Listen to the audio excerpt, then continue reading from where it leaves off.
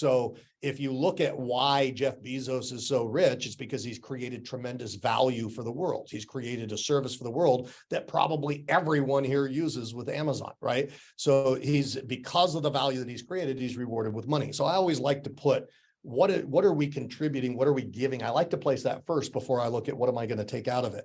And the legacy becomes part of that. The legacy becomes, what are we giving through this journey that we're on, right? Because I believe that we were all born for a purpose. Raise your hand if you believe we were born for a purpose. Okay, so to follow that purpose, that's a very personal thing. But what would happen if, so I'll give you a little bit more background on this, why not? One of the things that we say from a quantum physics perspective, and this is all from the book, Instant Wealth, Wake Up Rich. One of the things that we say is that the past and the future don't exist as anything other than constructs in the mind. Right? Why? So the past and the future are created where? They're created in the here and now based on our observation. So when we look at the past, we create it. We could even recreate it. Somebody gives us new information, we see the past in a different way. But we get some new learnings, we see the past in a new way, right?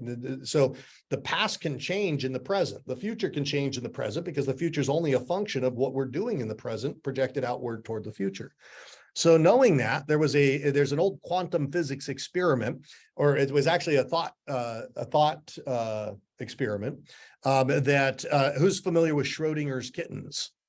Schrodinger's kittens, right? So the old thought experiment was, and this was Schrodinger came up with this, and what Schrodinger was attempting to do was show the absurdity that all the quantum theorists were negotiating about and talking about, and that they were debating about these new quantum physics. He wanted to show how absurd it was to think that the Copenhagen interpretation of quantum mechanics could be so in relationship to the observer affecting that which is observed, right? Because according to the Copenhagen interpretation of quantum mechanics, an atom does not exist as anything other than a probability until we look for it to exist through the high-powered microscope, we bring it into existence. So the atom's just a probability. Inherent in looking for it to exist, we would cause what some people might call the collapse of the wave function and cause the atom to come into the experience that it does. This bugged Einstein, by the way. Einstein said, do you mean that the moon doesn't exist until I look for it to exist, and inherent in looking for it to exist, I bring the moon into existence? That bugged Einstein. But if you think about it, the human nervous system is designed to impose order on chaos.